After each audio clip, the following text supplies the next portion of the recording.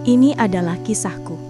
Kisah nyata seorang pemuda desa yang dulu diremehkan, ditolak cinta, dan pergi jauh menjadi TKI di Jepang. Siapa yang menyangka, di negeri asing itu aku justru menemukan cinta sejati dari seorang janda kaya raya yang akhirnya mengubah seluruh jalan hidupku. Tulis di komentar ya dari mana asalmu menonton kisah ini. Dan inilah kisah lengkapnya. Namaku Arman. Lahir di sebuah desa kecil di Lampung. Sejak kecil, aku sudah terbiasa hidup serba kekurangan. Ayah hanya seorang buruh tani, sedangkan ibu berjualan gorengan di depan rumah. Aku anak sulung dari 4 bersaudara. Jadi sejak remaja, aku sudah terbiasa ikut membantu orang tua mencari nafkah. Setelah lulus SMA, aku tahu tidak banyak pilihan yang bisa kuambil. Lapangan kerja di kampung terbatas, sementara kebutuhan keluarga terus bertambah. Dengan tekad seadanya, aku nekat mendaftar sebagai TKI dan akhirnya berangkat ke luar negeri, menjadi pekerja kasar di sebuah pabrik kemasan di Malaysia. Hari-hariku penuh peluh, bangun subuh, berangkat kerja, pulang malam. Gajiku pas-pasan, sebagian besar kukirim ke kampung untuk membantu keluarga. Meski begitu, aku tetap merasa bersyukur. Setidaknya, aku bisa meringankan beban orang tuaku. Tapi ada satu hal yang diam-diam sering menusuk hatiku. Aku selalu diremehkan. Di kampung, setiap kali aku pulang cuti, beberapa tetangga suka berbisik-bisik. Ah, kerjanya cuma TKI, pulang cuma bawa oleh-oleh murah. Aku hanya bisa tersenyum hambar. Lebih sakit lagi ketika aku jatuh cinta pada seorang gadis kampung bernama Rina. Ia cantik, lembut, dan sudah lama diam-diam menjadi pujaan hatiku. Aku memberanikan diri melamarnya, berharap bisa membangun rumah tangga sederhana bersamanya. Tapi, jawaban yang kudapat sungguh menghancurkan. Maaf Man, aku nggak bisa. Aku butuh pasangan yang bisa menjaminku hidup lebih baik. Hatiku runtuh seketika. Cintaku ditolak bukan karena aku tak tulus, tapi karena statusku sebagai TKI dianggap rendah. Sejak hari itu, aku merasa kecil, seperti tak punya arti di mata siapapun. Namun jauh di lubuk hatiku aku berjanji pada diri sendiri. Suatu saat nanti, aku akan membuktikan bahwa TKI juga bisa berarti, juga bisa berharga. Kalimat itu terus terngiang di kepalaku. Rasanya seperti luka yang disiram garam. Perih, tapi justru membuatku semakin bertekad. Beberapa minggu kemudian, aku memutuskan untuk kembali bekerja di luar negeri. Kali ini menjadi TKI di Jepang. Di dalam pesawat yang membawaku ke Tokyo, Jepang, aku duduk di dekat jendela.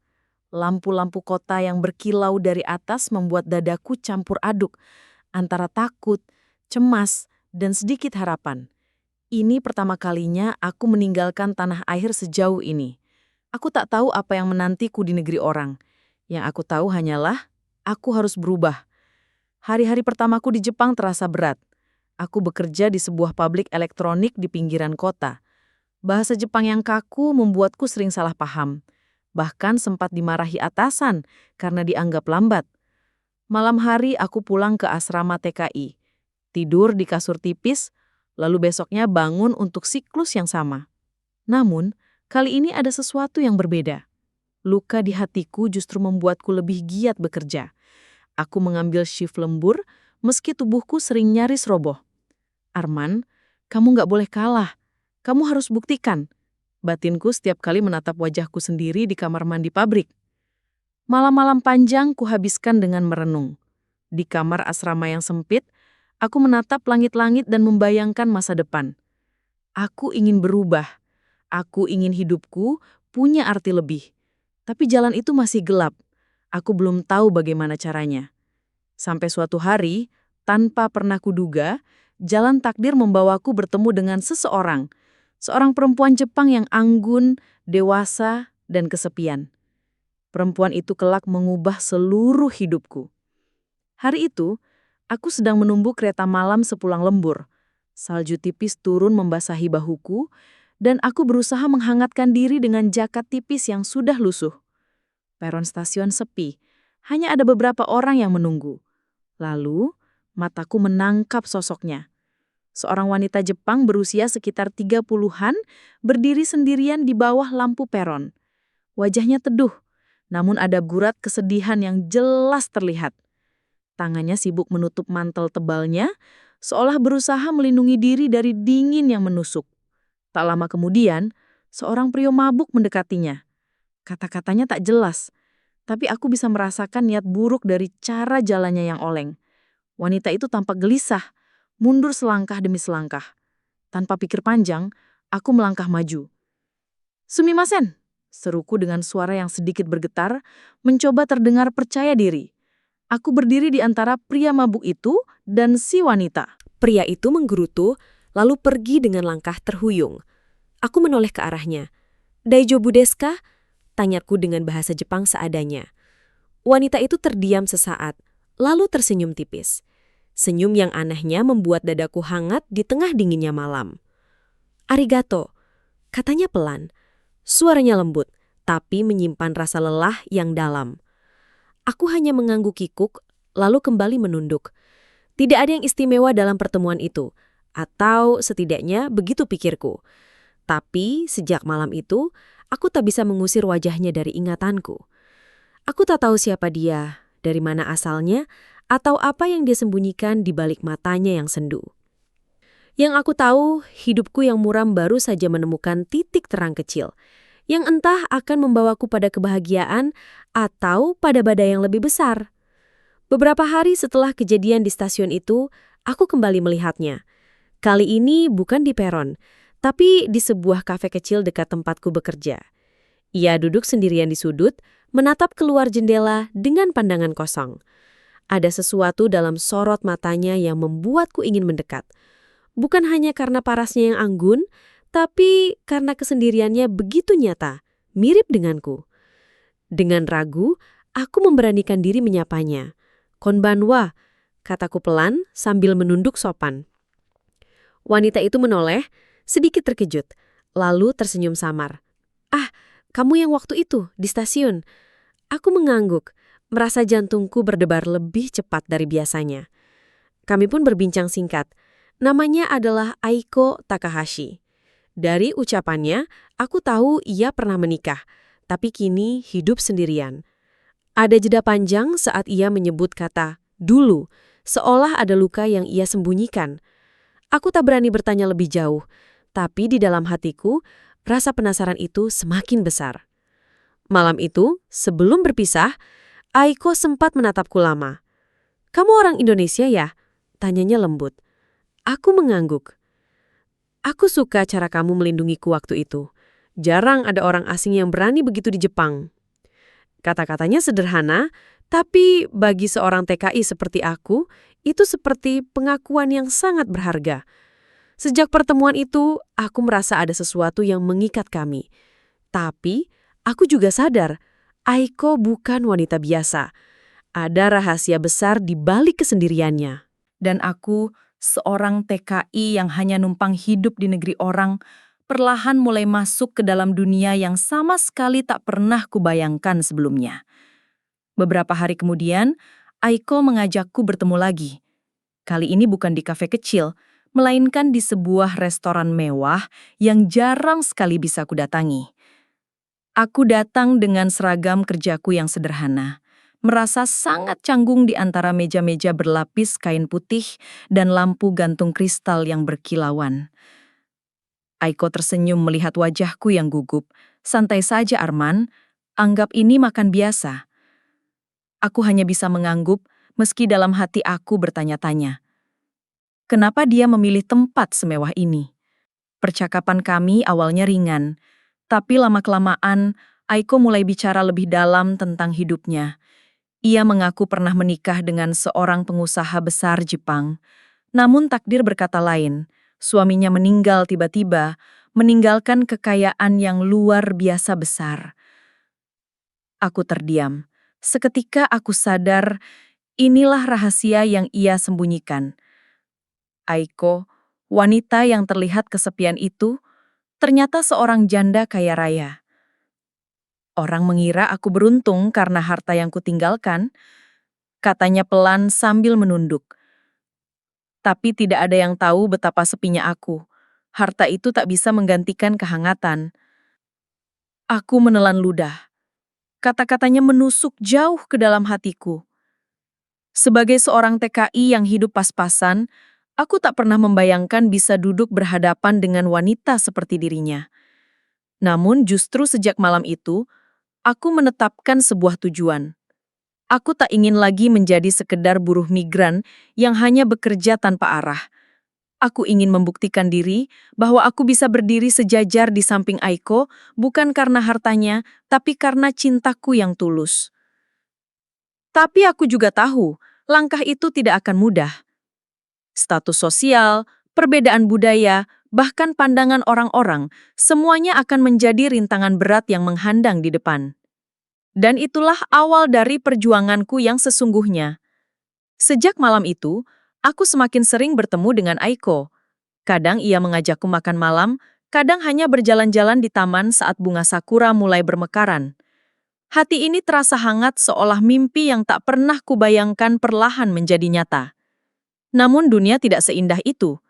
Rintangan pertama datang ketika aku mencoba mengenal lingkaran pertemanan Aiko. Suatu sore, ia membawaku ke sebuah pertemuan bisnis kecil. Bukan untuk ikut campur, tapi sekadar menemaninya. Begitu aku masuk ke ruangan itu, semua mata seakan menilai dari ujung rambut sampai kakiku. Aku merasa telanjang, ditelanjangi oleh pandangan yang tajam, sinis, dan merendahkan. "Dia siapa?" bisik salah satu pria paruh baya dalam bahasa Jepang. "TKI? Apa pantas bersama Aiko-san?" sahut yang lain dengan tawa kecil yang menusuk. Aku pura-pura tak mendengar, meski jantungku berdegup kencang. Aiko mencoba bersikap tenang, tapi aku tahu ia juga merasakan ketegangan itu. Sepulangnya, aku tak bisa menyembunyikan kegalauan di wajahku. "Aiko," mereka memandangku rendah. Ia menatapku lama, lalu menggenggam tanganku. "Arman, biarkan mereka berkata apa. Aku melihat siapa dirimu yang sesungguhnya." Kata-kata itu seharusnya cukup. Tapi dalam hatiku ada dinding tak kasat mata yang semakin tinggi. Dinding antara aku, seorang TKI sederhana, dengan Aiko, janda kaya raya. Sejak hari itu aku mulai dihantui pertanyaan. Apakah cintaku cukup kuat melawan tembok yang tak terlihat ini? Aku berusaha keras menjawabnya dengan tindakan. Aku bekerja lebih giat, bahkan mengambil lembur di pabrik. Aku ingin menunjukkan bahwa aku bukan sekedar lelaki kampung yang beruntung bisa dekat dengan Aiko. Aku ingin membuktikan diriku layak. Tapi kenyataan berkata lain. Uang yang kukumpulkan tak pernah sebanding dengan gaya hidup orang-orang di sekitar Aiko. Setiap kali aku mendampinginya dalam sebuah acara, pakaianku terasa paling sederhana. Sikapku dianggap paling kikuk, dan keberadaanku selalu dipertanyakan. "Aiko-san, kau pantas bersama pria yang selevel," ucap salah satu temannya terang-terangan di hadapanku. Aku tersenyum pahit, menunduk, pura-pura tidak tersinggung. Padahal hatiku remuk. Puncaknya terjadi ketika Aiko mengundangku ke pesta ulang tahun keponakannya. Aku ingin sekali tampil pantas, jadi aku membeli jas murah dari toko barang bekas. Namun, begitu aku masuk ke ruangan mewah itu, semua tatapan kembali sama, merendahkan. Dan kali ini, bukan hanya orang lain yang menolak, tapi keluarganya sendiri. Seorang kakak Aiko mendekat, menepuk bahuku dengan senyum tipis. "Nak, terima kasih sudah datang, tapi tolong mengerti, Aiko bukan untukmu."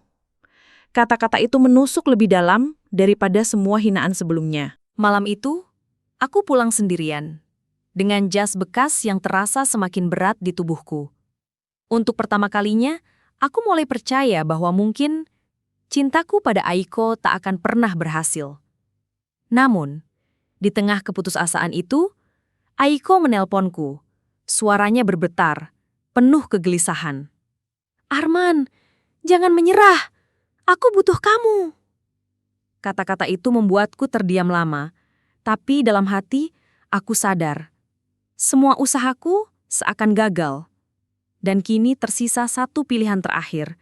Pilihan yang paling berat, antara tetap memperjuangkannya meski seluruh dunia menolak, atau mundur demi menyelamatkan harga diriku sendiri. Malam itu, aku berjalan menyusuri jalanan Tokyo yang ramai. Lampu neon berkelap-kelip di setiap sudut, tapi hatiku terasa sepi. Suara Aiko di telepon terus terngiang di telingaku. "Arman, jangan menyerah. Aku butuh kamu." Aku berhenti di depan sebuah jembatan, menatap air sungai yang berkilauan oleh pantulan cahaya kota. Hatiku berkecamuk. Kalau aku mundur sekarang, mungkin aku bisa kembali ke kampung dengan kepala tegak, tanpa lagi ditertawakan karena berani bermimpi terlalu tinggi.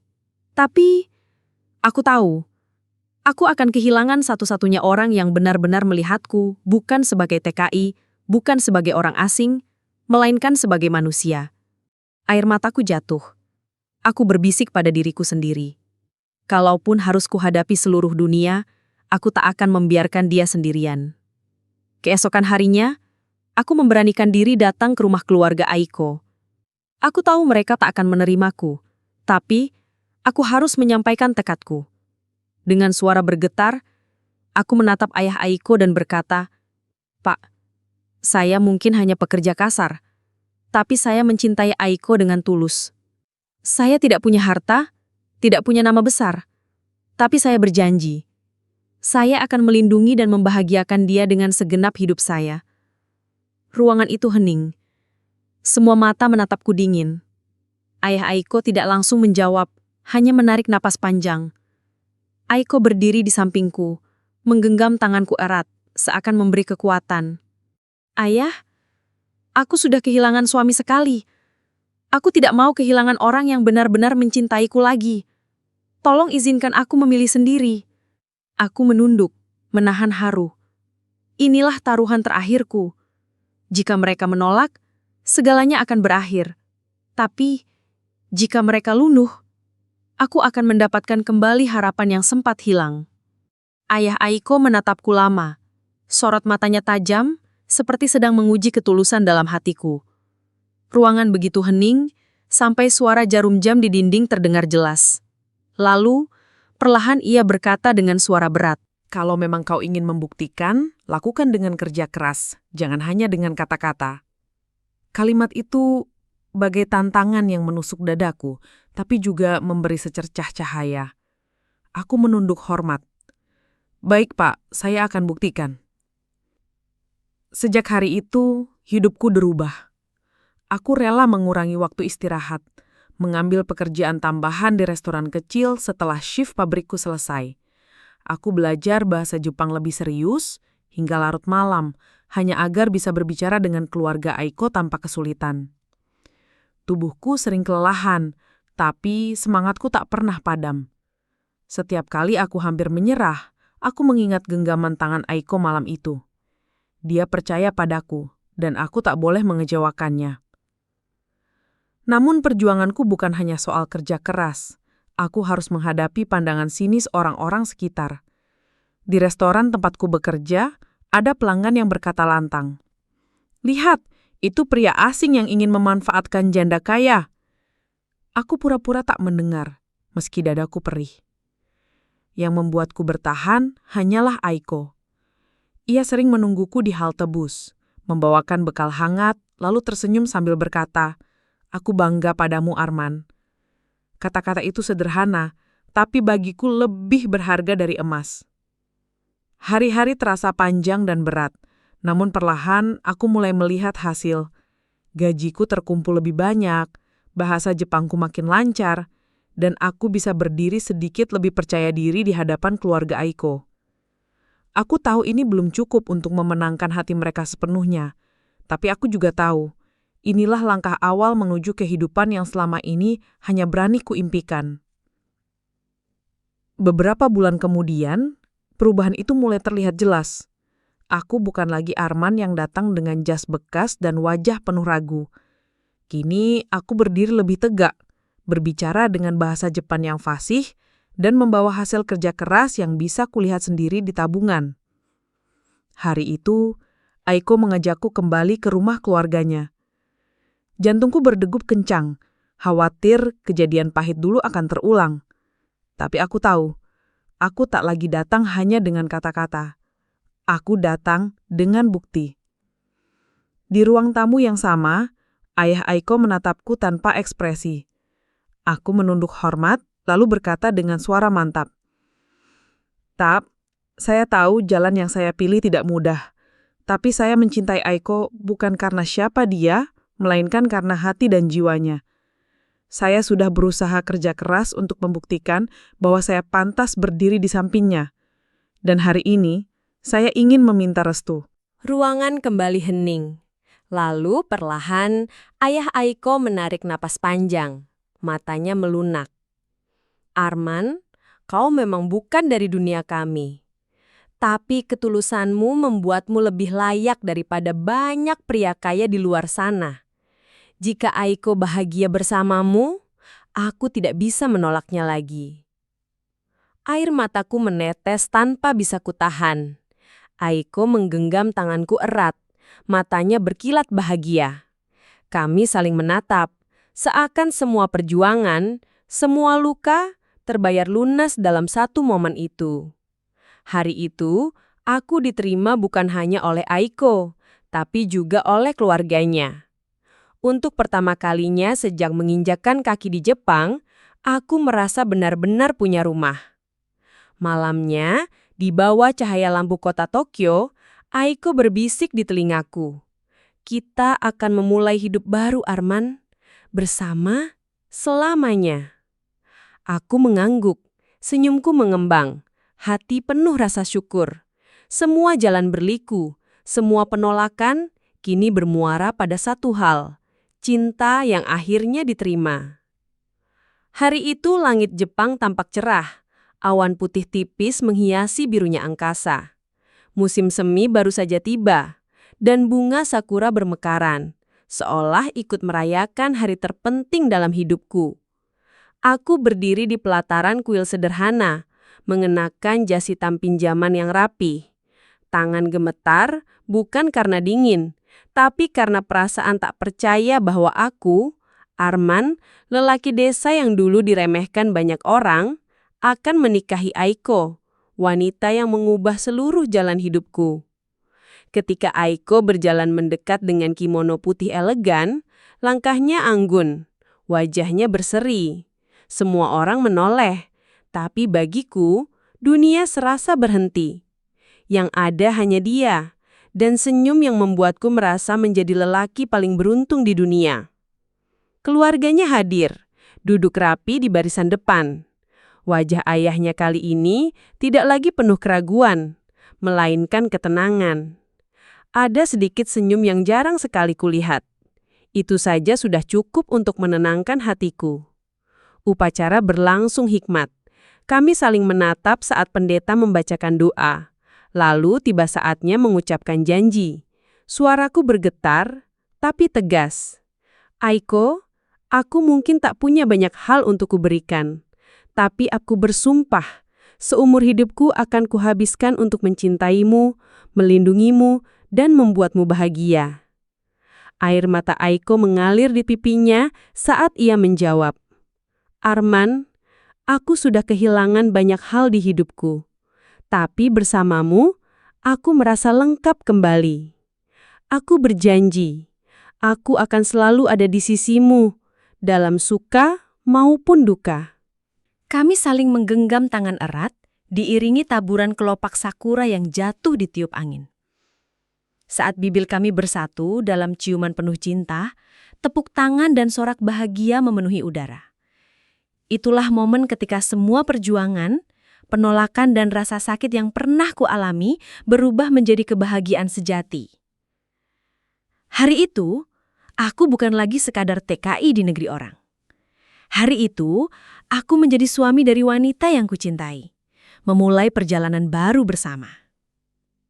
Hari-hari setelah pernikahan, hidupku berubah dengan cara yang tak pernah kubayangkan.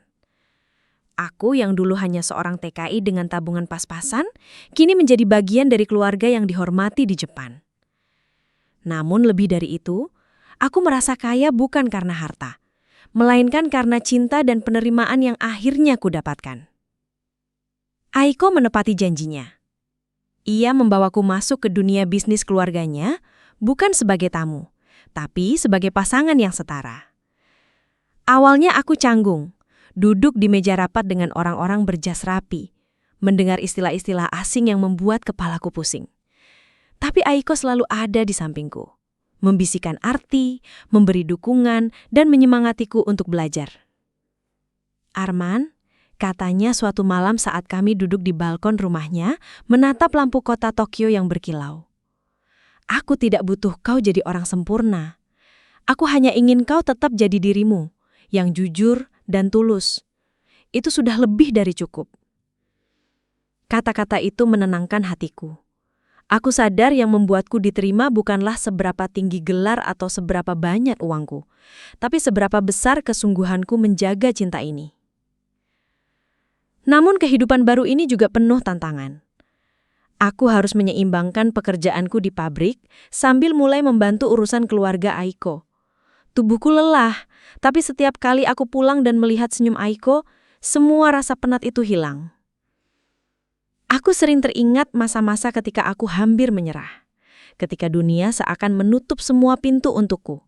Kini, pintu itu terbuka lebar, dan aku berdiri di dalamnya bersama Aiko. Tapi jauh di dalam hatiku, aku tahu perjalanan kami belum selesai. Kehidupan baru ini membawa harapan besar, sekaligus ujian baru yang harus kami hadapi bersama. Aku sering terbangun pagi-pagi, menatap wajah Aiko yang masih terlelap di sampingku, dan selalu bertanya dalam hati, benarkah ini hidupku sekarang? Dulu, aku hanyalah pemuda desa yang sering dipandang rendah. Aku pernah ditolak, diremehkan, bahkan dianggap tidak layak. Namun jalan hidup membawaku jauh ke negeri asing, melewati kesepian, kerja keras, hingga akhirnya menemukan cinta yang tak pernah kubayangkan. Kini aku hidup di sebuah rumah hangat bersama wanita yang mencintaiku apa adanya. Aku bekerja bukan lagi demi bertahan hidup, melainkan demi membangun masa depan bersama. Kadang kami tertawa, mengingat betapa sulitnya jalan yang telah kulewati. Tapi justru dari situlah kami belajar menghargai kebahagiaan kecil setiap hari. Aku sadar, cinta sejati tak selalu datang dari tempat yang kita kira. Ia bisa hadir dari kejauhan, dari seseorang yang sama sekali tak pernah kita duga. Hari ini aku menutup cerita ini dengan hati yang penuh syukur. Jika dulu aku berhenti saat ditolak, mungkin aku tidak akan pernah sampai di titik ini. Hidup memang penuh kejutan, dan kadang penolakan hanyalah pintu yang mengantar kita menuju kebahagiaan yang lebih besar. Aku, Arman, seorang TKI biasa, kini bisa berkata dengan bangga, cintaku yang pernah ditolak justru membawaku pada cinta yang lebih indah, lebih tulus, dan lebih kekal. Kisah ini menjadi pelajaran bahwa kegagalan bukan akhir, melainkan awal dari jalan baru yang lebih baik.